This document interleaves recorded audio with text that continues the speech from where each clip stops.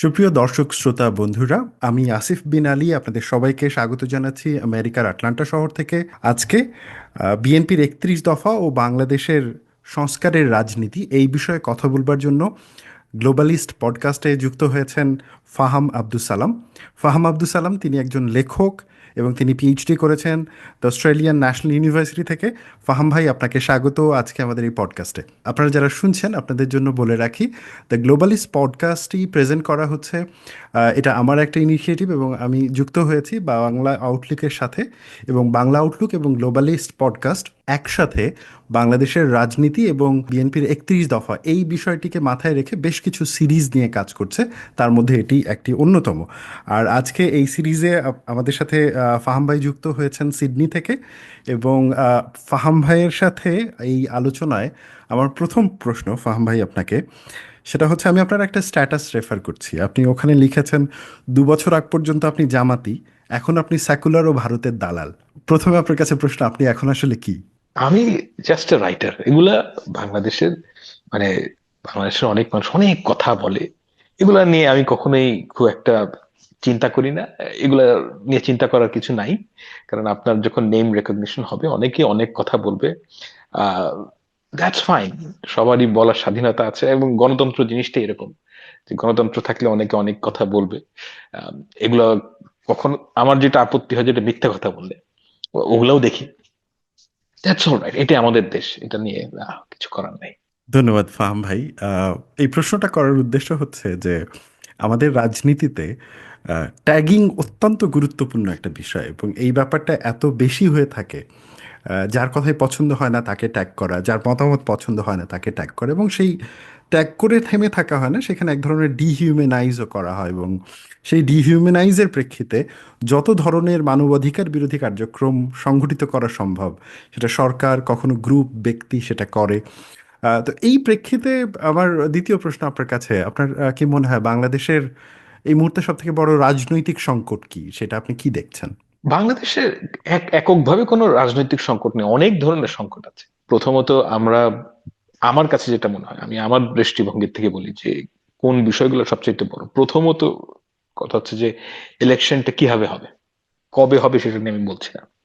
আমি বলছি যে ইলেকশনটা কিভাবে হবে, আওয়ামী লীগের বিচার কি হবে, এবং আওয়ামী লীগের ব্যাপারে তিন পার্টির মধ্যে একটা মতৈক্য থাকতে হবে। মতৈক্য না থাকলে যেটা হচ্ছে সেটা হচ্ছে গিয়ে যে এই যে ট্যাগিং এর কথা বললেন, মানে প্রচুর ইডিয়েট আছে যারা প্রতিদিন একটা জিনিস লেখা পড়ে, এই ভারত সব ইন্ডিয়া নিয়ে গেল, সব ইন্ডিয়া নিয়ে গেল। হ্যাঁ, মানে এই স্টুপিডিটিকে যদি আপনি থামাতে চান, এর মধ্যে যুক্ত হয়েছে আহ জামাত শিবির এবং ছাত্র দলের ছেলে পেলেদের মধ্যে অন্তর্কলহ, এবং এটা একটা ত্রিমুখী জিনিস। এর সাথে ছাত্ররাও জড়িত হয়েছে। It's very sad. মানে আমি 5 মাস আগে যেই ঐক্য দেখেছিলাম সেটা আর নাই, এবং perhaps this is what we are. এবং আমি সব সময় তাই বিশ্বাস করতাম, কিন্তু একটা আশাও ছিল যে এখান থেকে আমরা বের হতে পারবো। বের হতে পারিনি। এবং ট্যাগিং হচ্ছে কি সবচেয়ে বড় অস্ত্র। মানে ইচ্ছা মতন মিথ্যা কথা যা ইচ্ছা মানুষ বলছে। আহ কিছু করার নাই এটার মধ্যে থেকে। আর আপনি যে স্পেসিফিক কোয়েশ্চেনটা করলেন যে রাজনৈতিক সংকট কি, রাজনৈতিক সংকট হচ্ছে কি আমাদের নর্মালসিতে ফিরে যাওয়া। This cannot go on for ever. মানে এরকম হাইটেন্ড পলিটিক্যাল অবস্থা যে এখানে সবাই প্রতিটা জিনিস স্ক্রুটিনি করছে, this is probably not the right way of approaching. কারণ এভাবে করতে গেলে আপনি নর্মালসিতে ফেরত যেতে পারবেন না। নর্মালসিতে ফেরত যাওয়া মানে হচ্ছে গিয়ে আপনি একটা পলিটিক্যাল গভর্নমেন্টের মধ্যে ফেরত আসবেন, যেখানে স্বাভাবিকভাবে কাজকর্ম কর্মকাণ্ড হবে। দু একটা মিস্টেক হবে, আপনি এটাতে সমালোচনা করবেন, but not to the extent যে এভরি ডিসিশন আপনি দেখবেন যে আওয়ামী লীগ আগে করতো নাকি, তার চাচা আওয়ামী লীগ করতো কিনা, করলে সে একটা আওয়ামী লীগের দালাল। অথবা অমুকে 27 তারিখে সে বলছে যে বিএনপির কথা, তাহলে সে বিএনপির দালাল, অমুকে জামাতের দালাল। এই যে ট্যাগিং এর, এখান থেকে বের হয়ে আসতে হবে। এবং এখান থেকে বের হয়ে আসার সবচাইতে বড় এবং ডিসাইসিভ রাস্তা হচ্ছে জনগণ যাকে ভোট দিবে সে গভর্নমেন্ট ফর্ম করবে। That's the best way of doing it. জনগণ শুড ডিসাইড ইট। নির্বাচন নিয়ে এই মুহূর্তে অনেক কথাবার্তা হচ্ছে, এবং নির্বাচনকে যদি আমরা ধরি যে একটা সময় যখন যে প্রতিযোগী রাজনৈতিক দলগুলো রয়েছে তারা তাদের যে অফার এইটা মানুষের সামনে তুলে ধরবে, এবং মানুষ সেই অফারের মধ্যে থেকে যেইটাকে বেটার মনে করবে তারা সেটাকে ভোট দেবে, দেওয়ার পরে ম্যান্ডেটের মাধ্যমে ওই দলটাকে ক্ষমতায় পাঠাবে। তো সেই ক্ষেত্রে আমরা এখন পর্যন্ত দেখছি যে আহ, তিনটা যে কম্পিটিং গ্রুপ বাংলাদেশে এই মুহূর্তে রয়েছে, একটা হচ্ছে বিএনপি, আরেকটা হচ্ছে জামায়াতে ইসলামী, আরেকটা হচ্ছে বৈষম্য বিরোধী ছাত্রদের যে গ্রুপটা। তারা এখনও রাজনৈতিক দল তৈরি করেনি, তবে আশা করা যাচ্ছে ফেব্রুয়ারি মার্চের মধ্যে একটা ঘোষণা তাদের কাছ থেকে আসবে। তো এর মধ্যে আমরা দেখতে পাচ্ছি যে বিএনপির তাদের দিক থেকে তারা 31 দফা দিয়েছে। অন্যদিকে বৈষম্য বিরোধীরা বারবার নতুন বন্দোবস্তের কথা বলছে। আমরা দুটো নিয়ে আলোচনা করব। জামাত এখন পর্যন্ত ওই ধরনের কোনো রাজনৈতিক দফা দেয় নাই। তো আপনার কি মনে হচ্ছে এই যে তিনটা দলের এই যে দফার কেন্দ্রিক রাজনীতিতে কতটুকু দরকার, বা কেন দরকার? দরকার কারণ হচ্ছে গিয়ে আমি ব্যক্তিগতভাবে মনে করি বাংলাদেশের যেই এক্সিস্টিং পলিটিক্স ছিল, মানে গত 15 বছর কোনো রাজনীতি ছিল না, না থাকার মধ্যেও তো কিছু রাজনীতি থাকে। তো সেটা যদি আমরা আমলে নেই তাহলে দেখবো যে গত 15 বছর কিংবা তার আগেও এটা মূলত আওয়ামী লীগের কারণে যে বাংলাদেশের রাজনীতি ছিল এলিজেন্স ভিত্তিক, আইডেন্টিটি ভিত্তিক। এটা একটা ধ্বংসাত্মক প্রবণতা। মানে একটা স্বাধীন মেচিওরড দেশে আপনি প্রতি মুহূর্তে এটা জিজ্ঞেস করতে পারেন না যে স্বাধীনতার পক্ষে বিপক্ষে। মানে এটা একটা স্টুপিডিটি, এবং সবচেয়ে বড় কথা এটা হচ্ছে গিয়ে একটা ফাসাদ। যে আমি যদি সে লেটস সে স্বাধীনতার পক্ষে থাকি তাহলে আমি, ইউ হ্যাভ টু একসেপ্ট যে চুরি আমার জন্য কিছুটা জায়েজ, কিংবা আরেকজন বলবে আমি যদি জাতীয়তাবাদী হই আমার জন্য চুরি জায়েজ, কিংবা আমি যদি ইসলামী হই আমার জন্য অমুক কাজ জায়েজ। তো এখান থেকে বের হয়ে আসতে হবে। This is a must for a matured nation. তো সেই জন্য আমি মনে করি যে বাংলাদেশের আম, বেশ অগ্রগতি হয়েছে গত 5 মাসে। আমার কাছে একটা জিনিস এই জুলাই অগস্ট আন্দোলনের সবচেয়ে ভালো যেটা মানে জিনিস মনে হয়েছে সেটা হচ্ছে গিয়ে যে জনগণ কিন্তু আপনার আগের কর্মকাণ্ড থেকে বর্তমান নিয়ে বেশি চিন্তিত, এবং আম, যেই আমি বলবো যে ভ্যালু বেসড পলিটিক্স এর প্রতি আগ্রহী হচ্ছে। Value and let's say value and program based, অর্থাৎ যে আপনি কি করতে চান সেটা বলেন, এবং আমি দেখবো এটা বিচার করব। আহ, এই ভিত্তিতে রাজনীতি হওয়া উচিত। এবং রাজনীতি should not be defined by যে আপনি হিন্দু না মুসলমান, না স্বাধীনতার যুদ্ধের পক্ষে নাকি বিপক্ষে। দিস ইজ আটার ননসেন্স। তো এই জিনিসটা বাংলাদেশের আমি ছোটবেলার থেকেই দেখে আসছি। তো ওখান থেকে একটা উত্তরণের এখন আমাদের কাছে সুযোগ এসেছে। আমি আশা করি যে আমাদের দেশের মানুষ এই সুযোগটা মানে লুফে নেবে। আহ, এবং আমাদের যারা অ্যাডাল্ট মানে আমরা আর কি, যারা যাদের ভয়েসের একটু মূল্য আছে, তারাও একটু পজিটিভ ভূমিকা রাখতে হবে আসলে। সার্বক্ষণিক ভাবে যদি আপনি কমপ্লেইন করেন, this is not the right way. দেখা যাক, মানে I have always said this, democracy is a Messi business. তো এই বিজনেসের মধ্যে এরকমই মানে হওয়া, কাছাকাছি কিছু হওয়ার কথা। দেখা যাক, মানে একটা দেশের ম্যাচুরিটি আসতে সময় লাগে। মোদ্দা কথা যেটা সেটা হচ্ছে যে এই তিন পার্টি তাদের প্রোগ্রামের কথা বলুক, মানুষ যাকে ইচ্ছে তাকে ভোট দিক, মানুষ যাকে ইচ্ছে তাকে সরকারে পাঠাক, এটা আমি চাই। বিএনপির যে 31 দফা, এই দফাটিকে আপনি কিভাবে দেখছেন? আপনার কি মনে হচ্ছে যে বিএনপি 31 দফার মাধ্যমে কোনো বিকল্প রাজনীতি অফার করছে, নাকি এইটা গতানুগতিক আমাদের যে নানা রকমের দফা ভিত্তিক রাজনীতি হয় সেই রকমই কিছু একটা? না, অ্যাবসলিউটলি নট গতানুগতিক। আমি মনে করি যে এটা বেশ ম্যাচিউরড একটা কাজ। ম্যাচিউরড কাজ আমি বলতে আমি বলছি এই কারণে যে তারা এটার পেছনে যথেষ্ট সময় ব্যয় করেছে। অনেক দুর্বলতার জায়গাও আছে, কিন্তু যেটা আমার কাছে মূলত সবচাইতে ভালো লেগেছে, আমাদের রাজনীতিতে যেই আইডেন্টিটি বেসড পেডলিং এটা নাই এই দফাগুলোর মধ্যে। তারা মানে অ্যাবসলিউটলি ক্লিয়ার কাট বলছেন যে আমি এই কাজ করতে চাই, এই কাজ করতে চাই। এবং সবকটা কাজের সাথে আমি আহ একমত না যে এগুলো দফা হওয়া উচিত। যেমন ধরেন আমি একটা বলি যে ধর্মীয় স্বাধীনতার সর্বোচ্চ কার্যকর নিশ্চয়তা প্রদান, এইটা আমার দৃষ্টিতে এটা সরকারের স্বাভাবিক কাজ। এটা ছাড়া একটা মডার্ন স্টেট হইতেই পারে না।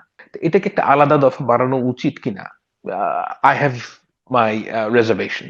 তবে সেই সাথে এটাও সত্য যে তারেক রহমান সাহেব কিন্তু বলেছেন যে এটা ফাইনাল কিন্তু কোনো জিনিস না। তার মানে হচ্ছে গিয়ে যে 31 দফা এখনো একটা পরিপূর্ণ অবয়ব লাভ করে নাই। তো সেই হিসেবে ঠিক আছে, কিন্তু আমি এটাকে গতানুগতিক রাজনীতি বলি না। কারণ হচ্ছে যে তারা ডিস মানে তারা একদম ক্লিয়ার কাট বলছে যে এই এই কাজগুলো করব, এবং এটার মধ্যে বেশ কয়েকটা কাজ মানে আহ খুবই গুরুত্বপূর্ণ, এবং বেশ কয়েকটা কাজ যেটা বিএনপির পক্ষ থেকে যেটা বলতে চাচ্ছে, এটা কিন্তু সারা দেশের মানুষের চাওয়া। যেমন উদাহরণ দিয়ে আমি বলি, আমি অনেক মানুষের সাথে কথা বলি, আমার সাধারণ মানুষদের সাথে কথা বলে যেটা মনে হয়েছে যে সংবিধান সংশোধন সম্বন্ধে সাধারণ মানুষের কোনো আইডিয়াই নেই। তারা খুব ফান্ডামেন্টাল দুইটা জিনিস তারা চায়, এটা হচ্ছে কি বাস্তবতা। এই দুইটা জিনিস হচ্ছে গিয়ে তারা প্রধানমন্ত্রীকে 2বারের বেশি দেখতে চায় না, এটা একটা আহ, জনগণের মধ্যে আমি দেখেছি। আরেকটা জিনিস আপনি, এইটা হচ্ছে গিয়ে তত্ত্বাবধায়ক আচ্ছা তত্ত্বাবধায়ক না বলি, আমি বলি যে কোনো নির্দলীয় সরকারের আন্ডারে একটা সুষ্ঠু নির্বাচন হবে, এইটার একটা ব্যবস্থা থাকতে হবে আর সংবিধানে। এই দুইটা জিনিস তারা মূলত চায় সাধারণ মানুষ। বাকি যেই জিনিসগুলো নিয়ে আমরা আলোচনা করি, আহ এছাড়াও কিছু টুকটাক বিষয় আছে, টুকটাক বিষয়গুলো খুব একটা গুরুত্বপূর্ণ কিংবা ফার রিচিং না, যেমন বিসমিল্লাহির রহমানির রহিম উঠাই দিতে হবে, এই কথাগুলা বিসমিল্লাহির রহমানির রহিম থাকলেও কিছু যায় আসে না, না থাকলেও কিছু যায় আসে না। হ্যাঁ, এটা একটা টোকেন। তবে রাষ্ট্রধর্ম থাকলেও কিছু যায় আসে না, না থাকলেও কিছু যায় আসে না। আহ, এটার একটা ফিলোসফিক্যাল ডিবেট আছে, সেটা আমি করতে রাজি আছি, কিন্তু আপনি যদি একটা সাধারণ মানুষের জীবনযাপন সম্বন্ধে আহ, প্রশ্ন তোলেন, সেই ক্ষেত্রে এগুলো সুদূর প্রসারের বিষয় না। তো যেই জিনিসগুলো সাধারণ মানুষ চায়, সেই জিনিসগুলো কিন্তু অ্যাড্রেস করা হয়েছে। এবং প্রধানমন্ত্রীর সাথে রাষ্ট্রপতির যে ক্ষমতার ভারসাম্য, এটার মানে আইনসভা, মন্ত্রিসভা, রাষ্ট্রপতি, প্রধানমন্ত্রী সবার যে ক্ষমতার ভারসাম্য করা হবে, এটা বলা হয়েছে ভারসাম্য করা হবে, কিভাবে করা হবে বলে নাই, বলা হয়নি। তো এটা আমার কাছে বেশ ফাঁপা মনে হয়েছে। ফাঁপা এই কারণে আমি বলছি যে এটার কিছু আহ, আমি বলবো যখন বিএনপি এটার পরিপূর্ণ অবয়বে যাবে, অর্থাৎ এটা কংক্রিট আকার ধারণ করবে, তখন এটার কিছু দিক নির্দেশনা দেওয়া প্রয়োজন, যে হোয়াট ডু উই রিয়েলি মিন। যেমন ধরেন, একটা খুবই গুরুত্বপূর্ণ বিষয় হচ্ছে গিয়ে, আমরা যে একটা বিএনপি আপার হাউস চাইছে লেজিসলেচারে, এই আপার হাউসের যারা মেম্বার হবেন, তারা এক্সিস্টিং কোন ক্ষমতাগুলো পাবে, এই বিষয়গুলো নিয়ে আমার বিভিন্ন প্রশ্ন আছে আমার একজন নাগরিক হিসেবে। তো এই প্রশ্নগুলোকে অ্যাড্রেস করাও প্রয়োজন। আমি বলছি যে এটা আমার take home message for your question is যে এটা মোটেও গতানুগতিক না, এটা একটা চমৎকার ইনিশিয়েটিভ, কিন্তু এটা আরো ফাইন টিউন হওয়া দরকার আছে। আমি আপনার সাথে একমত ফাহাম ভাই যে এটা আসলেই ফাইন টিউন হওয়ার দরকার আছে। এবং যেটা আমি নিজেও বুঝি, মানে যদি বাংলাদেশের দফার সবথেকে সফল দফার রাজনীতি বলেন, সেটা ছিল 6 দফা। মানে এত বেশি সফল দফা আমার মনে হয় না যে আমাদের রাজনৈতিক ইতিহাসের ওইভাবে ছিল। 6 দফার একটা বৈশিষ্ট্য ছিল, এটা সংক্ষিপ্ত, ছোট, প্রিসাইজ, মানুষ সহজে মনে রাখতে পারে। কেন জানি না স্বাধীনতার পর থেকে আমাদের দফা অনেক বেড়ে যায়। মানে কেউ 20, 25, 30, 35 দফার নিচে দফা দিতে পারে না। এইটার আমি সব থেকে বড় যে সমস্যাটা এবং সংকটটা দেখি, সেটা হচ্ছে এতে না সাধারণ মানুষের সাথে যোগাযোগ ডাইলিউট হয়। করা যায় না, ডাইলুট হয়ে যায়।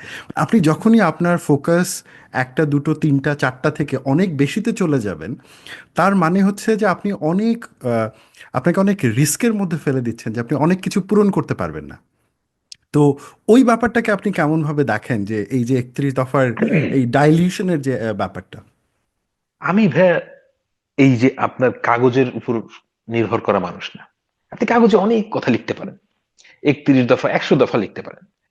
এটার কথা মানে I believe I am old school man. আমি দেখি যে একটা জিনিস যখন আপনি করতে চান, I understand how government works. এই কাজগুলো করতে গেলে এই 31 দফা বলেন আর 5 দফা বলেন আর 7 দফা বলেন, এই 31 দফা যদি আপনি চালু করতে চান, সেক্ষেত্রে আপনার বিপুল কর্মযজ্ঞ তৈরি করতে হবে। ওইটাকে আমি বিপদ মনে করি। এখানে এই 31 দফা যত ভালোই হোক, আপনি এই এগুলোতে একটা প্রোগ্রাম, গভর্নমেন্ট ব্যাকড প্রোগ্রাম, এই প্রোগ্রামগুলোর যে ফলাফল, যে সুফল, এটা সাধারণ মানুষের দোরগোড়ায় পৌঁছে দিতে হলে আপনাকে একটা বিপুল কর্মযজ্ঞ তৈরি করতে হবে। এখন এই কর্মযজ্ঞ তৈরি করতে মানে সরকার পারবে কি পারবে না, বিএনপি মনে করছে তার সরকার গঠন করবেন, তারা ওখানে গেলে পারবেন কি পারবেন না, এটা আমার কাছে biggest challenge. And I also believe যে সবচেয়ে বড় বিষয় হচ্ছে জেন্টলম্যানস এগ্রিমেন্ট। আপনার সংবিধানে অনেক ভালো কথা আপনি লিখতে পারেন, ওটা অ্যাকচুয়ালি মেনটেন করা হবে কিনা ইটস কমপ্লিটলি ডিফারেন্ট থিং। মানে পৃথিবীর যে কোনো দেশের সংবিধানে একটু ভালো ভালো কথাই লেখা থাকে। ওটা অ্যাকচুয়ালি আপনি মানে চায়নার সংবিধানে খুব ভালো ভালো কথা আছে, মানে মত প্রকাশের স্বাধীনতা নিয়ে, কিন্তু ওটা কি ফলো করা হয় নাকি? তো করা তো হয় না। তো আপনি এটা আমরা অ্যাকচুয়ালি, একটা হচ্ছে কি ইন্টেনশন, আর আরেকটা হচ্ছে কি আপনার এবিলিটি আছে কিনা। আমি বিভিন্ন বিএনপির নেতার সাথে কথা বলেছি এই সমস্ত বিষয়ে। আমার ব্যক্তিগত ধারণা হচ্ছে কি তাদের ইন্টেনশনের, তাদের কোনো আসলেই তারা কোনো চালাকি করতে যাচ্ছে না, তাদের এটা চাই যেগুলো আমরা করব, কিন্তু তারা করতে পারবেন কিনা এই ব্যাপারে আমার সন্দেহ আছে। কারণ বাংলাদেশ যেই ফেজে গেছে, বাংলাদেশের আসলে আপনি সরকার থেকে যে কোনো প্রোগ্রামের কথাই বলেন, আলটিমেটলি এটা পাবলিক সার্ভেন্টরা ডেলিভার করে। বাংলাদেশের পাবলিক সার্ভিস আসলেই এটার এই প্রত্যেকটা দফার মানে 30% ডেলিভার করার মতন সক্ষমতা রাখে কিনা, আই হ্যাভ মাই ডাউটস। মানে আমি খুব খুশি হবো যদি ইফ আই এম প্রুভেন রং, কিন্তু মানে আমি খুব হোপফুল না বাংলাদেশের পাবলিক সার্ভেন্টদের দিয়ে। দেখা যাক, but then again I don't know much of it, হয়তো বিএনপি পারতেও পারে, but at least what I like, যে আপনি একটা প্রমিস করছেন, this is what I like. আপনি যদি একটা জিনিস প্রমিস করেন তাহলে অ্যাটলিস্ট আমি আপনাকে ধরতে পারবো যে আপনি তো একটা প্রমিস করছেন, করেন নাই। অ্যাজ অপোজ টু আপনি ভেগ কথা বললেন, মুক্তিযুদ্ধের পক্ষের শক্তিকে আমি ব্লা ব্লা হ্যান হ্যান ত্যান করবো। এখন আমি বলতে পারেন 2024-এর জুলাই বিপ্লবের সপক্ষের শক্তিকে আমি হ্যান করবো ত্যান করবো, এগুলো আমার পছন্দ না। মানে এই ভেগ কথার থেকে বের হয়ে যে অ্যাকচুয়াল কথা বলছে, এইটা একটা good start. Now let's see what they do, and let's see how people actually evaluate this. Ah, Faham ভাই, আপনি ঠিকই বলেছেন যে দফা বাস্তবায়নের ক্ষেত্রে একটা গুরুত্বপূর্ণ ভূমিকা পালন করবে ব্যুরোক্রেটরা, আহ, এবং তার সাথে আরও একটা গুরুত্বপূর্ণ ভূমিকা পালন করবে রাজনীতিবিদরা। কারণ Exactly. এটা শুধুমাত্র ব্যুরোক্রেটদের কাজ না, এটা রাজনীতিবিদদেরও কাজ।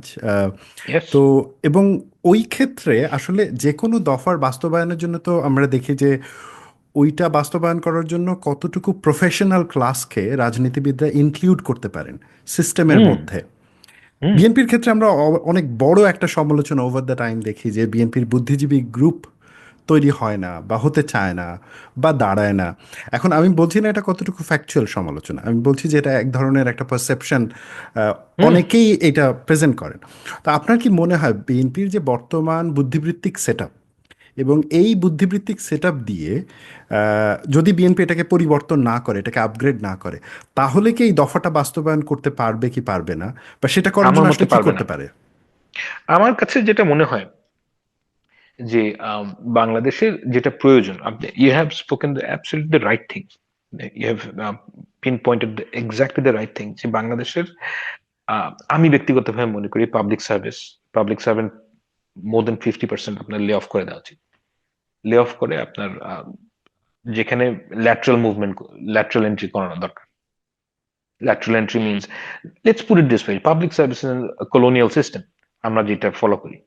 সো এখন থেকে 100 বছর আগে আপনার ওই ধরনের লোক পাওয়া যেত না যারা মানে এই ধরনের সার্ভিস দিতে পারে। এখন তো ওই সময় নাই। এখন তো প্রাইভেট সেক্টরে আপনি এর থেকে অনেক বেশি কম্পিটেন্ট মানুষ, অনেক। তো তাদের সার্ভিস আমরা কেন নিব না? তাছাড়া আপনার তো মানে তাদেরকে ইজি ল্যাটারাল এন্ট্রি দিয়ে ঢুকানো সম্ভব। এদিকে ঢুকালে আপনি নিউ ব্লাড ঢুকাবেন, and they will basically revolutionize a lot of things, but it's a very risky business, very very risky business. না, ওইটাতে বিএনপি যাবে কি যাবে না আই ডোন্ট নো, কিন্তু আমি এতটুকু বুঝি যে আপনি এক্সিস্টিং পাবলিক সার্ভেন্টের যেই স্কিম, এই স্কিম যদি আপনি হুবহু ওইভাবে বজায় রাখেন, মানে এই যে আপনি এখনকার যে সরকার, মানে ইন্টারিম গভর্নমেন্টের সবচেয়ে বড় ভুল যেটা হয়েছে, যেটা আপনি খেয়াল করে দেখেন যে তারা প্রথম দিন আওয়ামী লীগ আমলের 20-30 জন পাবলিক সার্ভেন্টদেরকে চাকরিচ্যুত করা উচিত ছিল। নাও আই আন্ডারস্ট্যান্ড যে they could not have done it for various reason, আমি ওই কারণগুলো জানি না আমি, কিন্তু এটা করাটা দরকার ছিল এই কারণে যে দেখেন আপনার তো ক্যারেট অ্যান্ড স্টিক লাগবে। ক্যারট তো আপনার কাছে নাই, কারণ আপনি জানেন যে এই সরকার মানে বেশি দিন থাকবে না, তাদের একটা ডিফাইন্ড গোল আছে, ইলেকশন করে চলে যাবে। আপনি যদি স্টিকটারও ব্যবহার না করেন, তাহলে আপনি তো তার থেকে মানে পাবলিক সার্ভেন্ট থেকে আপনি আপনার প্রোগ্রাম ইমপ্লিমেন্ট করতে পারবেন, এবং সেটাই এখন তাই হচ্ছে। মানে আপনি যে কোনো ইম্পর্টেন্ট মানুষদের সাথে কথা বলেন, তাদের সবচেয়ে বড় যেটা কমপ্লেইন সেটা হচ্ছে যে পাবলিক সার্ভিস চালানো যাচ্ছে না। এবং আমি মনে করি না এই সমস্যার সমাধান হবে বিএনপি ক্ষমতায় আসলে কিংবা জামাত ইসলাম ক্ষমতায় আসলে, নো। কারণ the the rot is at the core, এবং এটা ভেরি ডিপ। এই জায়গায় যদি আপনি অ্যাড্রেস করতে চান, আপনাকে পাবলিক সার্ভিস রিহলিং করতেই হবে। এখন বিএনপি কত দূর যাবে আই ডোন্ট নো, এবং যদি বিএনপি অ্যাকচুয়ালি করতে চায়, ওটা হয়তো এখানে লিখবে না, হয়তো ইলেকশন ম্যানিফেস্টোতে লিখবে, I don't know about it. কিন্তু what I know absolutely with 100% confidence, যে এক্সিস্টিং সিস্টেম রেখে যদি আপনি এই প্রোগ্রামগুলো ইমপ্লিমেন্ট করতে চান, আপনি মেজরিটি অফ দেম আপনি যতটা ইমপ্লিমেন্ট করতে চাইবেন ততটা পারবেন না। এবং আমি কিন্তু আমার এক্সপেকটেশন কিন্তু খুব লো, সেটার কথা মাথায় রেখেই বলছি।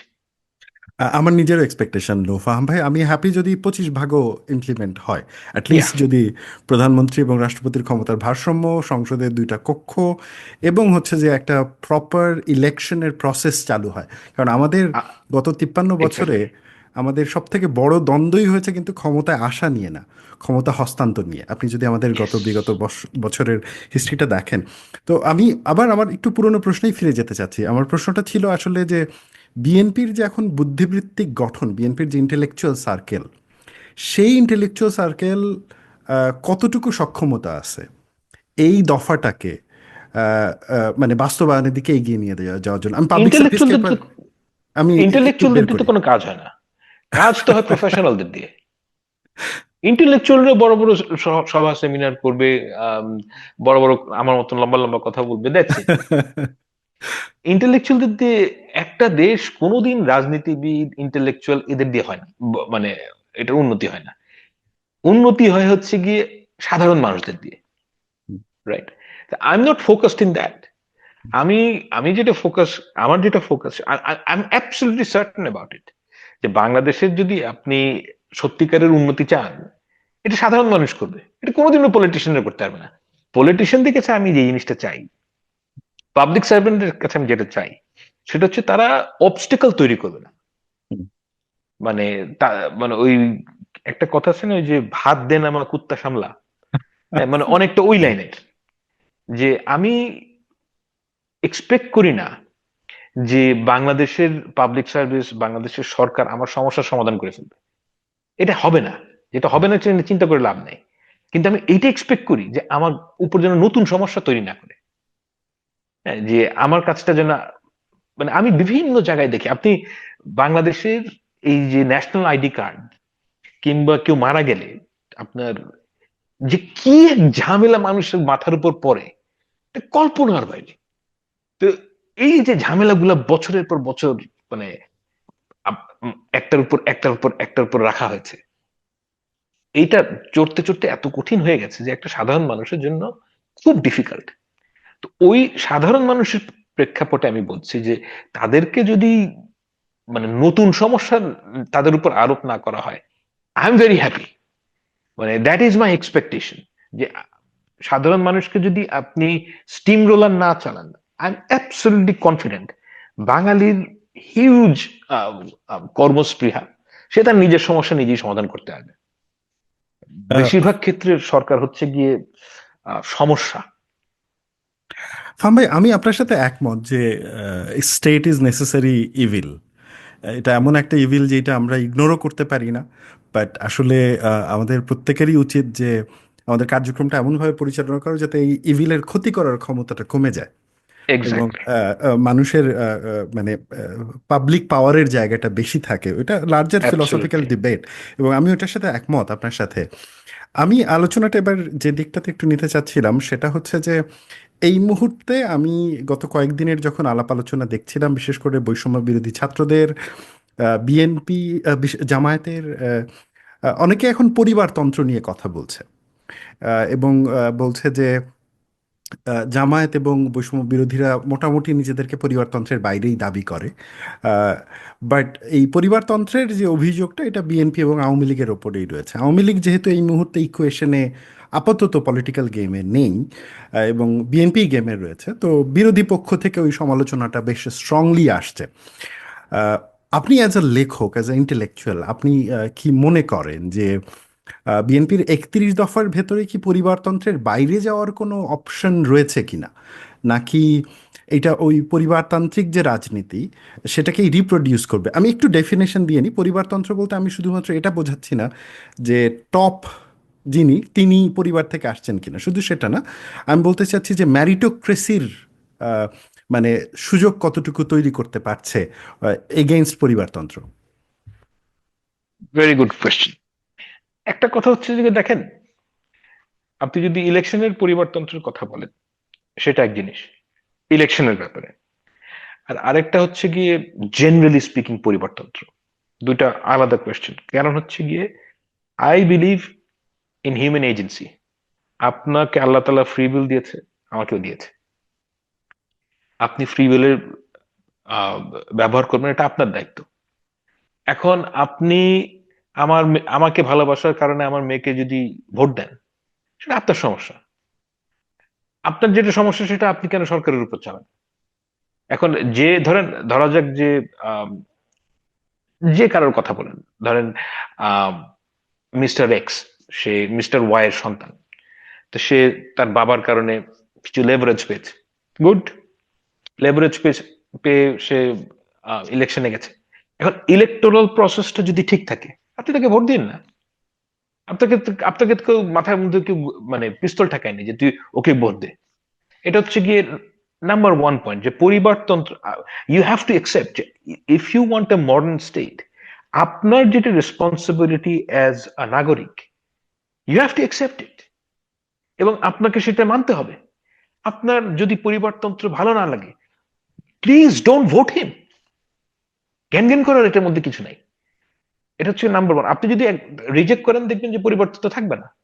এটা হচ্ছে কি, বাংলাদেশের মানুষের মানসিকতার যে যদি চেঞ্জ না হয়, কোনো কিছুই ইমপ্লিমেন্টেড হবে না। হচ্ছে নাম্বার ওয়ান। নাম্বার টু হচ্ছে গিয়ে যে এই পরিবারতন্ত্র যদি অন্য জায়গায় স্পিল ওভার করে, যেমন ধরেন কোম্পানির মধ্যে, না, that's a different question, and there comes the meritocracy angle. আমি একজন মেরিটোক্রেসি অ্যাডভোকেট না, আমি একজন মেরিটোক্রেসি ফান্ডামেন্টালিস্ট। হ্যাঁ, তা আমি আই ফার্মলি বিলিভ যে everything should be based on meritocracy. এই কোটা আন্দোলনে অনেক আগে থেকে আমি লেখালেখি করে যে এক 1% কোটা থাকা উচিত না। হ্যাঁ, কারণ হচ্ছে যে আমি মানে 100% আই বিলিভ, যে কোনো জায়গায়, আই ডোন্ট কেয়ার আপনি মুসলমান, হিন্দু, ছেলে, মেয়ে, whatever it is, I have strict criteria.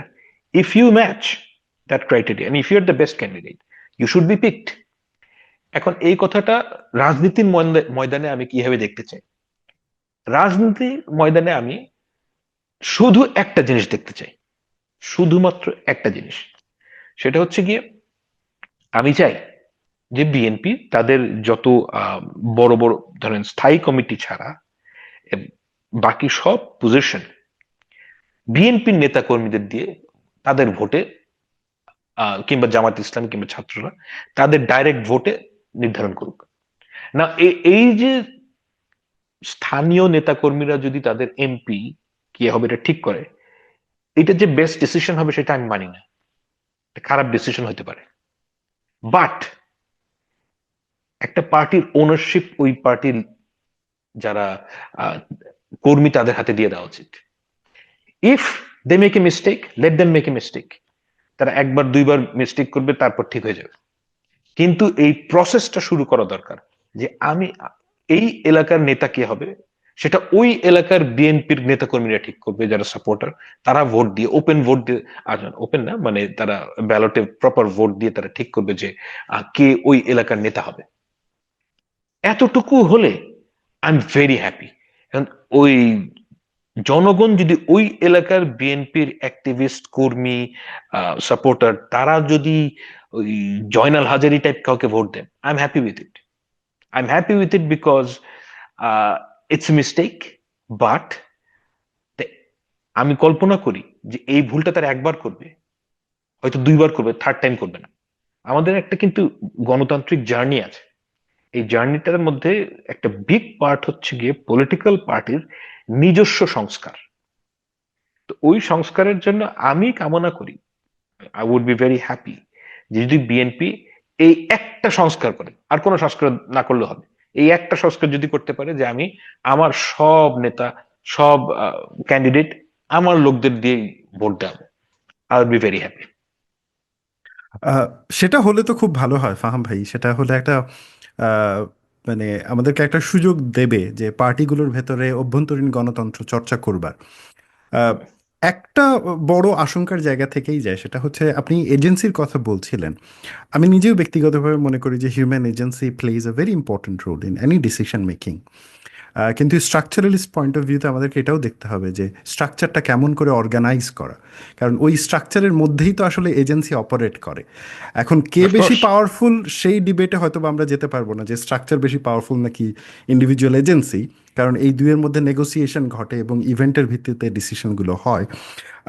Moving forward to the other question, আপনার মতে যেমন আমি যখন বিএনপির 31 দফা দেখছি, বিএনপির 31 দফাতে আমার একটা জিনিস খুব ভালো লেগেছে, সেটা হচ্ছে যে সে যখন পাহাড়িকে ক্ষুদ্র নিগোষ্ঠী এই শব্দটা ব্যবহার করেনি তার 31 দফার একটা জায়গায়।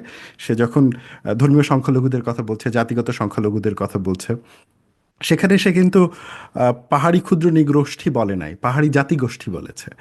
আহ, শব্দটা আমি জানি না তারা কতটুকু সচেতনভাবে করেছে, বাট যদি খুব সচেতনভাবে করে সচেতন ভাবে থাকে করেছেন। তাহলে আমি মনে করব যে এটা একটা অনেক বড় মুভ একটা জায়গা থেকে। কারণ আসলে আমি ব্যক্তিগতভাবে কোনো জাতিগোষ্ঠীর আগে ক্ষুদ্র শব্দটা বসানোর পক্ষে না। It is such a contested word. I mean, I cannot even start saying anything about it. মানে আমি একবার, মানে এটা তো আদিবাসী না, মানে আদিবাসী ইন টেকনিক্যাল টার্ম কেউই আদিবাসী না, পারহ্যাপস আফ্রিকানরা এন্ড আপনি অস্ট্রেলিয়ান অ্যাবরিজিনালদের বলতে পারেন, আর রেড ইন্ডিয়ান। রেড ইন্ডিয়ানদের, সব ইন্ডিয়ানদেরকে বলতে পারেন। যে এছাড়া তো কেউই আদিবাসী না, আমরা সবাই মাইগ্রেটেড। আপনার আহ, আহ, যদি জেনেটিক অ্যানালাইসিস করা হয়, আপনি দেখবেন যে 20% স্টিপ পিপল। আপনার চেহারা দেখে মনে হয় আপনার এগুলো বলা যাবে না, আবার একটু বললে এখন আবার অন্য আরেক জিনিস শুরু হয়ে যাবে। You are profiling based on insufficient information, you are racist. So ওই দিকে যাচ্ছি না। But you get my point, যে আমরা কেউই আদিবাসী না, we are all mixed people. Now, পাহাড়ি জনগোষ্ঠী যারা, আপনি তাদেরকে কোন টার্মিনোলজিটা দিবেন? আদিবাসী দিলে না, I understand Adivasi is a wrong concept. পাহাড়ি বললে ডিমিনিং, ক্ষুদ্র নিগোষ্ঠী বলাটা খুবই ডিমিনিং। তো আই ডোন্ট নো, মানে ব্যাপারটা হচ্ছে যে সংজ্ঞায়নের সমস্যা, মানে it is so politically charged, যে আমি না এই কথাটা বিভিন্ন জায়গায় কথা বলতে গেলে আমি এটা অ্যাভয়েড করি, মানে এত ভয় লাগে আমার। মানে এই বিষয়টা এমনই চার্জড, মানে এটা কি বলবো, নারীবাদীদের বিষয়ে কথা বলার থেকেও বেশি মানে পলিটিক্যালি চার্জড। তো I try to avoid it. So and I have noticed it, যে আপনি যে কথাটা বললেন। এবং আই থিংক যে তারা ডিমার্কেশনের যেই মানে রাস্তাটায় গেছে, এটা সবচেয়ে কম বিতর্কের লাইনে বিএনপি গেছে। মানে I understand the terminology has a lot of politics with it, but this is probably the best move that they have made. And although আপনি যদি আমাকে পার্সোনালি জিজ্ঞেস করেন, it doesn't matter to me. It doesn't matter to me কারণ হচ্ছে কি আমি actually ওই পাহাড়ি জনগোষ্ঠীর ভালো চাই। হ্যাঁ, তাকে সে যা চায় সেই অনুযায়ী তার জীবন হোক, আমি এটা চাই। And তাকে কোন নামে ডাকছেন আপনি, এটা আমার কাছে অনেক সেকেন্ডারিও না, টারশারি বিষয়। এটা হচ্ছে গিয়ে এই মডার্ন পলিটিক্স এর, এই ফেসবুক বেসড পলিটিক্স এর একটা অফশুট, যে আপনাকে সবসময় পয়েন্ট স্কোর করতে হবে। হুম। হ্যাঁ, ডাজন্ট ম্যাটার যে ওই মানুষটার অ্যাকচুয়াল লাইফের কতটা ভালো হলো খারাপ হলো, কিন্তু আপনাকে ওই পলিটিক্যালি কারেক্ট থাকার পয়েন্ট স্কোর করতে হবে। তো আমি ওই লাইনের মানুষ না, আমার কাছে ওগুলো ভালো লাগে না। You should be, you should honour people and treat them with utter respect and then try to do the right thing. এটার সাথে এই যে অ্যাসোসিয়েটেড বিষয়গুলো, এগুলো খুবই of putting, but sadly that is the case. কিন্তু আপনি যে কথাটা বলেছেন ওটা আমিও মার্ক করেছি, and I thought that this is the right way. আমি অত চিন্তা করি নাই, কিন্তু দিস ইজ প্রবলি দ্য, মানে আমার এক্সিস্টিং যেই অভিজ্ঞতা, যে অভিজ্ঞতা থেকে আমি দেখেছি যে এইটা সম্ভবত সবচেয়ে কম বিতর্ক উদ্রেক করবে, এটা আমি বলতে চাচ্ছি। আমি আপনার সাথে একমত ফাহাম ভাই। একটা জিনিস মানে as a student of history and social science, because I am coming from mixed background, history, anthropology and then journalism.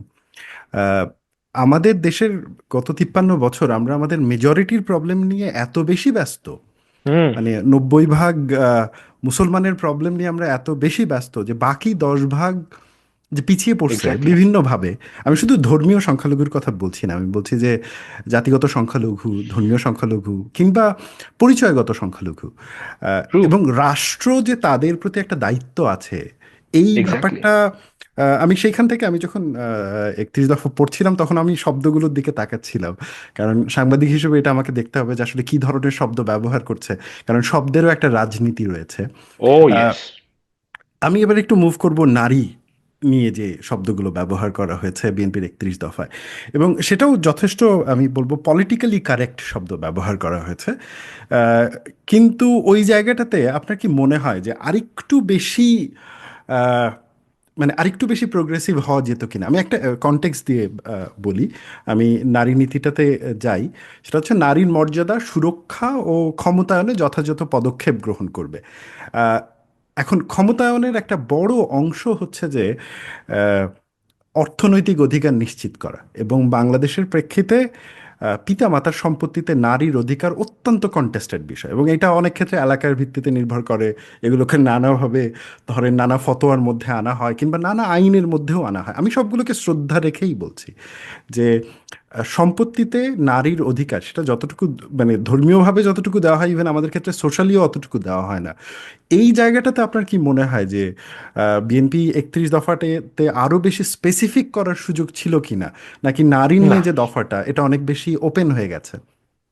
এই জিনিসগুলো আমার কাছে মনে হয় যে আপনি, এটা এত ডিফিকাল্ট কোয়েশ্চেন, এটা একটা পলিটিক্যাল পার্টির ম্যানিফেস্টো কিংবা এখানে কোনো ডিসাইসিভ দিকে যাওয়া সম্ভব না। এটা ঠিকই আছে। কেন, আপনাকে আমি একটা কথা বলি, এই জিনিসটা সম্ভবত আপনি জানেন না, কিন্তু এটা বাংলাদেশের যেটা ক্রিশ্চিয়ান কমিউনিটি, ক্রিশ্চিয়ান কমিউনিটির মধ্যে এটা একটা খুব বড় সমস্যার কথা আপনাকে বলি। সেটা হচ্ছে গিয়ে, ধরেন বাংলাদেশের তো ম্যাক্সিমাম ক্রিশ্চিয়ান কমিউনিটি যদি আপনি দেখেন, যেটা আরবান ক্রিশ্চিয়ান, তারা converted from Hinduism, right? Hmm. এখন ক্রিশ্চিয়ানিটিতে, ক্রিশ্চিয়ান আইনে আপনি ছেলে মেয়ে সমান অধিকার, right? Hmm. We all know that. এখন যেহেতু কনভার্টেড, সেহেতু you can take the girl out of the village but not the village out of the girl, right? So Hindu থেকে ক্রিশ্চিয়ান হচ্ছে, কিন্তু হিন্দু ধর্মের যে সমস্ত মানে আদাব আচার, সেটা কিন্তু তারা নিয়েই ক্রিশ্চিয়ান হচ্ছে। হুম। সেটার মধ্যে একটা বিষয় হচ্ছে যে, ধরা যাক আপনার 3 ভাই, 1 বোন, আপনার সম্পদ, মানে এক্সিস্টিং যে প্র্যাকটিস, আমি হিন্দু ধর্মের কোনো ক্রিটিক করতে বসিনি, আমি জানি না, কিন্তু আমি এতটুকু জানি যে এক্সিস্টিং যে প্র্যাকটিস সেটা হচ্ছে গিয়ে এই মেয়েটির যদি হাজবেন্ড মারা যায় তাহলে তার 3 ভাই তার টেক কেয়ার করবে, কিন্তু সম্পত্তির পার্ট পাবে না। এটা হচ্ছে এক্সিস্টিং প্র্যাকটিস। কিন্তু আপনি এখন খ্রিস্টান হয়ে গেছেন, আর খ্রিস্টান হওয়ার পর আপনি ওই প্র্যাকটিসটাই বহাল রাখলেন। ওকে, নাও আপনি ধর্মে খ্রিস্টান, কিন্তু এমন একটা প্র্যাকটিস যেটা হিন্দু ধর্মের প্র্যাকটিস করছেন, আপনার জেনারেশন পর্যন্ত ঠিক আছে, মানে হয়তো এটা আপনি একটা মেকশিফট সিস্টেম বানায় ব্যবস্থা করে রাখতে পারলেন। যেই মুহূর্তেটা আপনার পরের জেনারেশন যাবে, ওরা তো আর এটা মানবে না। এই আমি তো খ্রিস্টান, আমাদের তো, আমার মা তো সমান পাঠ পাওয়ার কথা, ওরা তো পায়নি। এটা একটা হিউজ প্রবলেম বাংলাদেশ খ্রিস্টান কমিউনিটির মধ্যে। আপনি ঘরে ঘরে এই সমস্যা পাবেন। এখন এই সমস্যার সমাধান কি? I am not an expert, I don't no, I don't have an answer to this, but আমি আপনাকে বলতেও পারবো না যে কি করলে ভালো হবে, কি করলে না ভালো হবে। এবং মোস্ট প্রবাবলি আমরা ওই ওয়েস্টার্ন ওয়েতে যেতেও পারবো না, যেখানে এক আইন হুম। সবার জন্য, ইনহেরিটেন্স সবার জন্য এক। এখন এটা বেসিক্যালি কনসেনসাসের বিষয়। এই কনসেনসাসের বিষয়টা যদি আপনি পরিপূর্ণভাবে পরীক্ষা নিরীক্ষা না করে, আপনি যদি একটা দেশ, একটা সরকারের, একটা রাজনৈতিক দলের ম্যানিফেস্টোর মধ্যে কিংবা 31 দফার মধ্যে ঢুকান, এটা যতটা না প্রবলেম সলভ করবে, তার থেকে 1000 টাইমস প্রবলেম বেশি ক্রিয়েট করবে। কারণ এটার মধ্যে আরবিট্রেশনের প্রয়োজন আছে, ওই লোকাল স্টেক হোল্ডারদের সাথে আপনার কথা বলতে হবে। তো এই সমস্ত ব্যাপারে কোনো ডিসিশন দেওয়ার জায়গা এটা না। Fair so enough. হ্যাঁ, তো দ্যাট ইজ ফাইন তুমি, কিন্তু আমার কথা হচ্ছে যে পলিটিক্যাল পার্টি মানে এটাতে ডিসিশনে আসার আদৌ কোনো আকাঙ্ক্ষা আছে কিনা, এইটা different thing all together. And আমি এই ব্যাপারে কিছু জানি না, সত্যি কথা যে আমি এই বিষয়ে কথা বলি নাই কারোর সাথে যে তারা এই ব্যাপারে খুবই আহ, কি বলবো, মানে খুবই আগ্রহী কিনা। অ্যাজ ইউ সেড যে আমাদের এত বেশি প্রেসিং প্রবলেম, যে এই প্রবলেম গুলো অনেক নিচের দিকে, বাট উপরের দেখা যাক, হু নোজ, মানে আম, না, এইটার একটা কারণ হচ্ছে যে বাংলাদেশের তো, আমরা যেহেতু ভোটের রাজনীতির কথা বলছি, তো ভোটের রাজনীতিতে আহ, জাতিগত এবং ধর্মীয় সংখ্যালঘুদের যেমন একটা অবস্থান রয়েছে, নারীদেরও একটা অবস্থান রয়েছে। এবং বিএনপি যেহেতু, আমি ধরেই নিচ্ছি যে সামনে নির্বাচনকে সামনে রেখে তারা তাদের কি প্রোডাক্ট এটা মানুষের সামনে তুলে ধরছে, এবং জেন্ডারের জায়গা থেকে তারা তাদের অধিকারের প্রশ্ন আনতেই পারে। আমি একটু মুভ করব। বিএনপি তার যে 31 দফায় শিল্প উন্নয়ন এই জায়গাগুলো নিয়ে কথা বলেছে, এবং বেশ ইন্টারেস্টিংভাবেই পাটকল, তারপরে হচ্ছে পুরনো যে কলগুলো চালু করার কথা বলেছে, যেগুলো খুবই ক্লাসিক লেফটিস্ট অ্যাপ্রোচ। মানে আমরা যখন ইকোনমিকে দেখি যে পাটকল ফেল করলো কি করলো না, পাটের চাহিদা আছে কি না, এইটা ম্যাটার করে না, ম্যাটার হচ্ছে যে পাটকল থাকতে হবে, বিকজ এইটা হচ্ছে সিম্বল অফ ইকোনমি। কিন্তু আমরা তো অন্যদিকে আবার একটা জায়গায় দেখতে পাচ্ছি যে আমরা যে ফোর্থ ইন্ডাস্ট্রিয়াল রেভলিউশনের মধ্যে ঢুকেছি, আর্টিফিশিয়াল ইন্টেলিজেন্স আসছে, নিউ প্রোডাকশন মানে ক্যাপাসিটি বিল্ড আপ হচ্ছে, মানে কি ইন্ডাস্ট্রিয়াল ডেভেলপমেন্ট, সেই জায়গা নিয়ে কোনো আলাপ আলোচনা নাই। তো বিএনপি যখন শিল্প প্রতিশ্রুতি দিচ্ছে, তখন লেফটিস্ট অ্যাপ্রোচে পাটকলের চিন্তাভাবনা বা ওই ধরনের শিল্পকে প্রণোদনা দিয়ে বাঁচিয়ে রাখা, এটা এক it's ধরনের a bad কথা। idea. কিন্তু It's a very ah, bad idea. এই ব্যাপারে আ- আপনার কি আম- মতামত? আমি তো আসলে আহ, কি বলবো, আমি আমি ক্রিটিক হিসেবে ক্যাপিটালিস্ট। জানতে চাচ্ছি।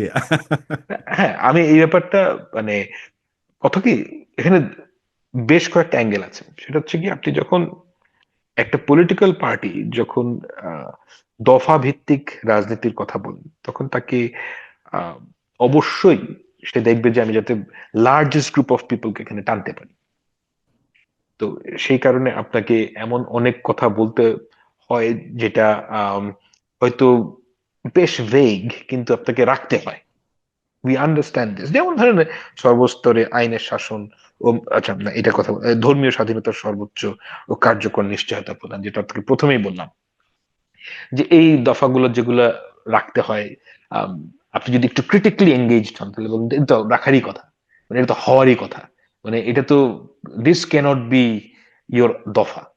তো কিন্তু আই আন্ডারস্ট্যান্ড যে একটা পলিটিক্যাল পার্টি যখন ইলেকশন মোডে যাবে, তখন সে হাইয়েস্ট নাম্বার অফ পিপলকে এটার সাথে যুক্ত করতে চাইবে। তো সেই জন্য আপনাকে এমন কিছু অল ইনক্লুসিভ দফা রাখা হবে। কিন্তু আপনি যখন ফাইন টিউনিং এ যাবেন, যে একটা পাটকল, এটা বন্ধ করাটাও সলিউশন না, আবার একটা প্রণোদনা দেওয়াটাও কোনো সলিউশন না। আলটিমেট সলিউশন হচ্ছে কি এটাকে লাভজনক করা। হুম, হ্যাঁ, এবং আমি যেমন সাইফুর রহমান সাহেব তো পাট আদমজি জুট মিল বন্ধ করে দিয়েছিলেন। Hmm. And if you remember that, যে আপনারা সম্ভবত অনেক বয়স কম, আমার ওটা তখন মনে অনেক আছে স্পষ্ট। আন্দোলন হয়েছিল, আমি তখন নটরডেম কলেজে পড়ি, অনেক আমার মনে আন্দোলন আছে। হতো, এবং আমার বাবা, আমি যখন অনেক ছোট, মানে দিস ওয়াজ রিগার্ডেড যে হুম, কোন বাংলাদেশের সরকার, মানে 80-র দশকের কথা বলছি, এভরিওয়ান ইজ পিসড অফ যে এটা একটা শ্বেত হস্তি, কিন্তু এটা কেউ ব্যান করতে, মানে বন্ধ করতে পারবে না, বন্ধ করলেই প্রচুর আন্দোলন টান্দোলন হবে। But Saifur Rahman did it, hmm. মানে বিএনপি গভর্নমেন্ট ডিড ইট। আমার কাছে মনে হচ্ছে যে বিএনপির যে political economic program, it's always it always has been very pragmatic. তো ওইটার নিরিখে সেই ঐতিহ্য যদি আমরা বিএনপি ধরে রাখতে পারে, সেক্ষেত্রে আমার মনে হয় না যে তারা ওই লসের শিল্প প্রতিষ্ঠানকে প্রণোদনা দিয়ে বাঁচিয়ে রাখবে। কিন্তু লেটস সি, এই জিনিসগুলো অনেক ফাইন, মানে ফাইন বিষয়, মানে এইটা নিয়ে আগের থেকে অ্যান্টিসিপেট করাটা উচিত হবে না, যে অ্যাকচুয়ালি সরকারে গেলে বিএনপি কি করবে। তবে আমার একটা প্রত্যাশা ছিল অ্যাটলিস্ট ফোর্থ ইন্ডাস্ট্রিয়াল রেভলিউশন নিয়ে কিছু থাকবে, কারণ এটা এমন একটা বিষয় হুম। যেটা এমন না যে it's future, it's now happening. হ্যাঁ, ইয়েস। মানে বাই দ্য টাইম 2021, মানে আগামী 1.5 বছরের মধ্যে যদি ইলেকশন হয়, এবং আমি জানি না ইলেকশনে কে ক্ষমতায় আসবে, যেই ক্ষমতায় আসুক, তাদের জন্য একটা বড় চ্যালেঞ্জ কিন্তু এই যে নব্য অ্যাবসলিউটলি। ইন্ডাস্ট্রিয়াল ডেভেলপমেন্ট এবং এই ব্যাপারটাকে মাথায় রাখা। 31 দফার আর একটা স্ট্রেংথ, এবং একই সাথে আমি বলবো যে খুবই ক্লিয়ার কাট একটা দফা, যেটা হচ্ছে যে সবার জন্য স্বাস্থ্যের যে পলিসি। এবং এই আমার মনে হয় যে যতগুলো দফা দেওয়া হয়েছে তার মধ্যে এই একটা দফাতে একটা মডেলের কথা বলা হয়েছে, এনএইচএস মডেল, যেটা ইউকেতে, আমি নিজে যখন ইংল্যান্ডে ছিলাম আমি দেখেছি এই মডেলটা কত এফিশিয়েন্টলি কাজ করে। আমি বলবো না ইটস পারফেক্ট, বাট মোটামুটি it's at least 70% exceptionally good functional. It আমি ইজ এখন এ যেহেতু very functional model for Bangladesh, not for Britain. That's, not for Britain. হ্যাঁ, so that's how I put it, so yes. এইটা একটা স্ট্রেংথের জায়গা। তবে আমি আপনার কাছ থেকে, আপনি বারবার ফাইন টিউনিং এর কথা বলছিলেন, এবং আপনার কি মনে হয় এই 31 দফার সব থেকে বড় ফাইন টিউনিং কোন জায়গাটাতে দরকার? আমি ভাইয়া এইভাবে দেখি না জিনিসটাকে। আমি, মানে 31 দফার ফাইন টিউনিং অনেক জায়গায় প্রয়োজন। যেমন ধরেন আপনি আহ, শিক্ষা ব্যবস্থায় আপনি বলছেন যে 5%, একটা কমিটমেন্ট করছেন যে 5% জিডিপি, বাজেটের 5% ব্যয় করবেন। এটার মানে কি, এখানে ফাইন টিউনিং করতে গেলে আমি আহ অনেক, এত বড় হয়ে যাবে এটা ফাইন টিউনিং করতে গেলে। আমি না এটা জানি না যে এটা, মানে ধরা যাক যদি আমি বলি যে একটা বাংলাদেশ সরকারের আহ যদি 5% খরচ হয় শিক্ষা খাতে, তাহলে ওই জিনিসটাকে যদি আপনি ভোটারের কাছে নিয়ে যেতে চান, তাহলে আপনি যে বলছিলেন যে ডাইলিউট হয়ে যাবে, মানে কোন লেভেলে ডাইলিউট হবে, এটা 1 পৃষ্ঠার বর্ণনা দিতে হবে। হ্যাঁ, ওইটা কি আসলে ভালো জিনিস কিনা আই এম নট শিওর। কিন্তু হোয়াট আই ওয়ান্ট, যে বিএনপির যদি একটা নিজস্ব একটা আন্ডারস্ট্যান্ডিং থাকে যে what we are gonna do, এবং এটা তাদের যে লিখেই জানাতে হবে তা না, তারা এটাকে অ্যাভয়েড করে জনগণকে জানাতে পারে যে আমরা যদি লিস্ট মেইন যে বিষয়গুলো, আমি আম, দুইটা ব্যাপারে খুব আগ্রহী, এডুকেশন আর একটা হচ্ছে হেলথ। এই দুইটা ব্যাপারে তারা কি কি করতে চায়, তাদের প্রোগ্রাম কি, and local government to one some extent, যে লোকাল গভর্নমেন্টের ব্যাপারে আমি খুব আগ্রহী।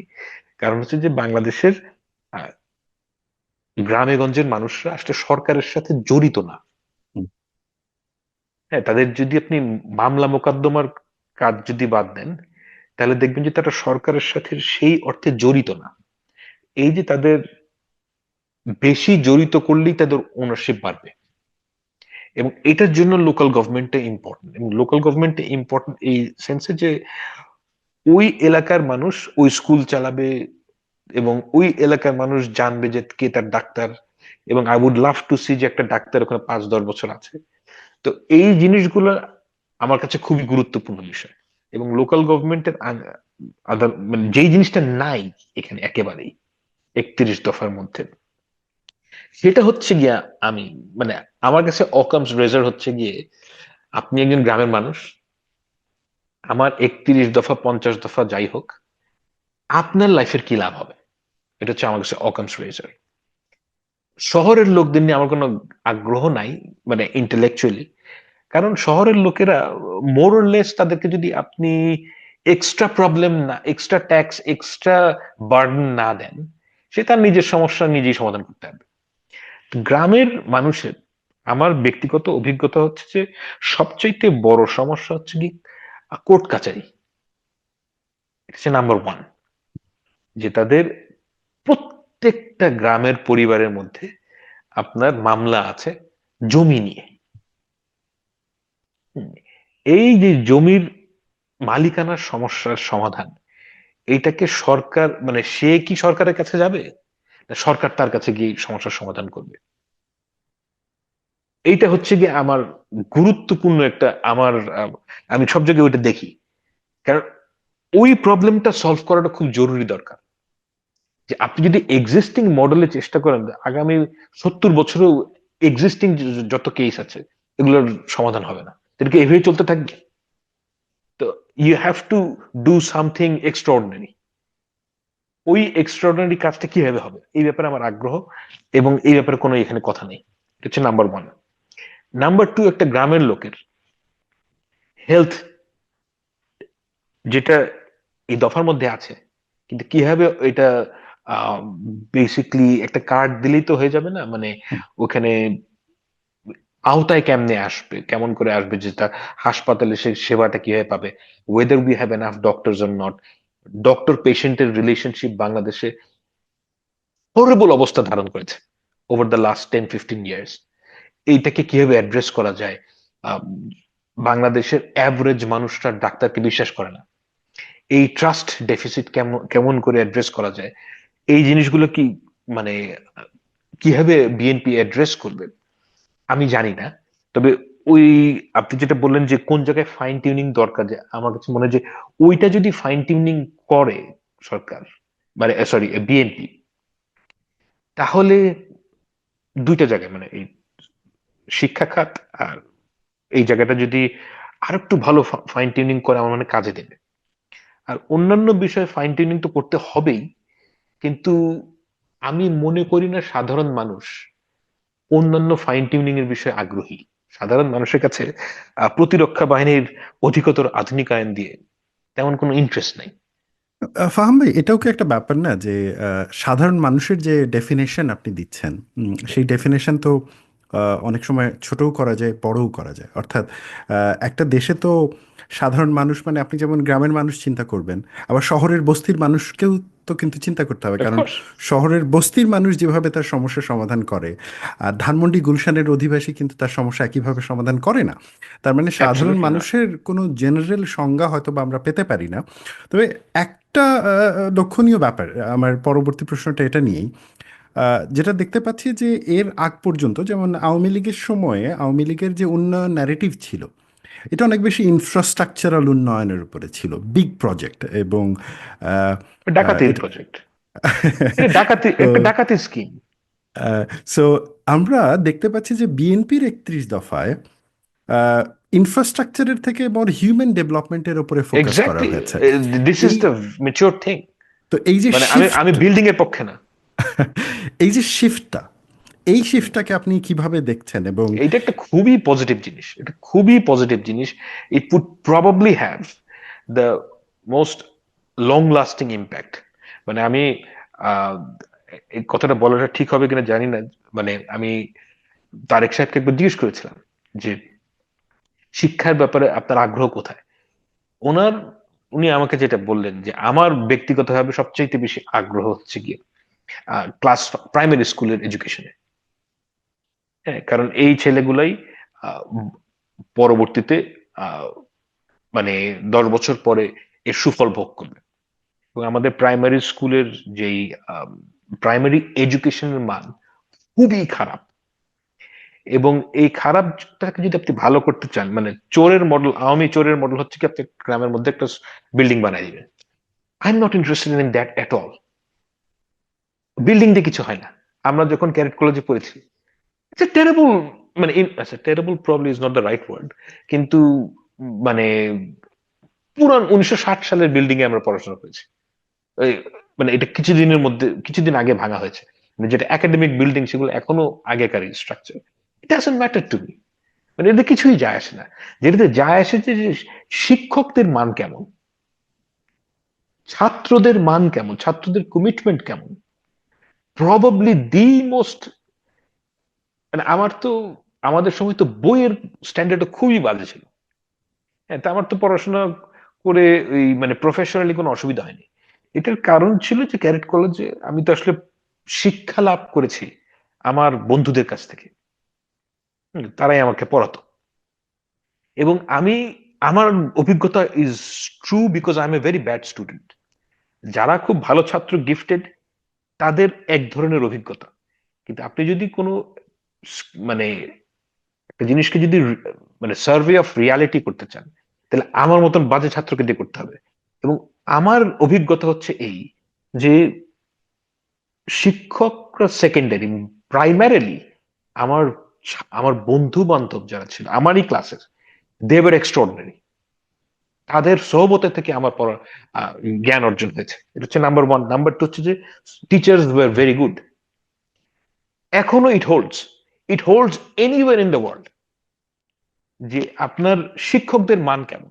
এই যে ভালো ছেলেদের আপনি শিক্ষকতা পেশায় কেমন করে আনবেন, these are the important things, not the building. Unfortunately বাংলাদেশের উন্নয়নের পরিমাপ করতে গেলে ব্যবহার করার সবাই হচ্ছে কি একটাই, মানে কংক্রিট কত ব্যবহার করবে।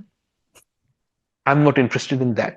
অ্যান্ড আই ডোন্ট থিঙ্ক বাংলাদেশের সাধারণ মানুষ, আহ, মানে গত 15 বছরের অভিজ্ঞতা আমার মনে হয় তাদের শিক্ষা হয়েছে যে এটার থেকে অনেক জরুরি বিষয় হচ্ছে গিয়ে অ্যাকচুয়াল সার্ভিসটার কোয়ালিটি কি। এবং বিএনপি যে এটার থেকে বের হয়ে এসে এই সমস্ত বিষয় আহ মানে ফোকাস করছে, ইটস এ ওয়ান্ডারফুল ডেভেলপমেন্ট। এটা মানে এই সেম জিনিসটা আমিও নোটিস করেছি। এবং মেগা প্রজেক্টের কোনো কথা বলা হয়নি, থ্যাঙ্কস গড, যে এই জিনিসগুলো দরকার নেই আমাদের। তো ইয়া, দ্যাটস গুড। তবে এখানে একটা তো রিস্ক থাকে পলিটিক্যাল পার্টির জন্য। রিস্কটা হচ্ছে যে ইনফ্রাস্ট্রাকচারাল ডেভেলপমেন্ট খুব সহজে ভিজিবল হয়। 2 বছর তিন এক্স্যাক্টলি। বছরের মধ্যে আপনি দেখতে পাবেন ব্রিজ দাঁড়ায় গেছে, সেতু দাঁড়ায় গেছে। হ্যাঁ, কিন্তু হিউম্যান ডেভেলপমেন্ট আসলে 2-3 বছর 5 বছরে ভিজিবল হয় না, এইটা অনেকটা সময় লাগে, কখনো কখনো 1-2 যুগ লেগে যায়। তো সেই ক্ষেত্রে আপনার কি মনে হয় যে পলিটিক্যাল পার্টি হিসেবে বিএনপি এই রিস্কটা কেমন করে মিটিগেট করবে? Because ultimately it's a game. It's a very difficult bet. Difficult bet হচ্ছে গিয়ে এই সেন্সে যে পলিটিক্স হচ্ছে গিয়ে the supreme form of human communication. If you have a good story to tell, আপনি যদি মানুষকে কনভিন্স করতে পারেন যে লুক, আমি এখানেই ফোকাস করব, এবং আপনি যদি ক্লিয়ারলি বলেন যে কেন আমি এই জায়গায় ফোকাস করবো না এবং এখানে ফোকাস করব, and there is a chance people would be convinced. হ্যাঁ। আর তাছাড়া, আর তার মানে তো এই না যে আমি কোনো প্রজেক্টই করব না, মানে ভিজিবল উন্নয়ন যে কিছুই হবে না তা তো না। ভিজিবল উন্নতি হবে, কিন্তু সরকারের ফোকাস থাকা উচিত প্রবলেম সলভ করা। সরকারের সলিউশন, মানে ফোকাস হওয়া উচিত যে সার্ভিস মানুষের কাছে নিয়ে যাওয়া। এবং এগুলো যদি অ্যাকচুয়ালি পারা যায়, এই রিস্ক ইজ ওয়ার্থ টেকিং। মানে আমার যদি ক্ষমতা থাকতো, I would have taken that risk. আপনি স্টোরি টেলিং এর কথা বলেছেন। আমরা যে জিনিসটা দেখি ইউএন বা অন্য যে কোনো, বিশেষ করে ওয়েস্টে এই জিনিসটা অনেক বেশি হয়। যে কোনো পলিসি দেওয়ার পরে সেক্ষেত্রে পলিসির জন্য কিছু ফেস অ্যাসাইন করা হয়। যেমন এখনকার যিনি ইন্টেরিম গভর্নমেন্টের প্রধান রয়েছেন ডক্টর ইউনুস, উনিও বিভিন্ন সময় বিভিন্ন দূত হিসেবে ইয়ে পেয়েছেন। তো এই জায়গাটাতে আপনার কি মনে হয় যে বিএনপির যে 31 দফা, এবং মেবি এটা আমি আপনার মাধ্যমে এবং যারা শুনছেন তাদের মাধ্যমে একটা প্রপোজালের মতোই বলতে যাচ্ছি, যে বিএনপির 31 দফাকে যদি মানুষের কাছে আনতে হয় তাহলে এইটার কিছু ফেস লাগবে। হুম এবং হুম এই ফেসটা হতে হবে বিভিন্ন এজ গ্রুপ ভিত্তিক অ্যাজ ওয়েল। মানে হুম 16 হুম। থেকে 18, 22 বছরের মানুষ কিভাবে ভাবছে, 22 থেকে 30-এর কোঠায়, 30 থেকে 40-এর কোঠায়, 40 থেকে 50 এবং 50 থেকে 60 এবং 60 থেকে 75, এই যে এজ ডিমার্কেশনটা না হলে যেটা হবে, মানে আমাদের দেশের দফার রাজনীতির সব থেকে বড় সংকট হচ্ছে ইভেন যে দল দফা দেয় ওই দলের সব থেকে মানে ডেডিকেটেড কর্মীও ওই দফাগুলো অনেক ক্ষেত্রে বুঝে না। কারণ ওই দফাগুলো হয়তো বা তার ওই সময় অনুযায়ী, তার যে লেভেল অফ আন্ডারস্ট্যান্ডিং এই অনুযায়ী বিশ্লেষণ করা হয়নি, জানানো হয়নি। এতে সংকটটা কোথায় হয় যে কম্পিটিশনের ক্ষেত্রে আমরা যখন গেম থিওরির কথা বলবো, ইলেকশন তো it's a kind of game theory. ওই গেমে কিন্তু তখন অনেক কিছু মানে আলটিমেটলি তো আপনার কাজ, আপনার যারা মানে আপনার যারা ভোটার তাদেরকে তো বুঝাইতে হবে যে আচ্ছা আমার আমার অফার হচ্ছে হিউম্যান ডেভেলপমেন্ট, আমি ব্রিজ বানাবো, ঠিক আছে যেটুকু দরকার বানাবো, বাট আমি তোমার স্কুলের উপরে ফোকাস করব।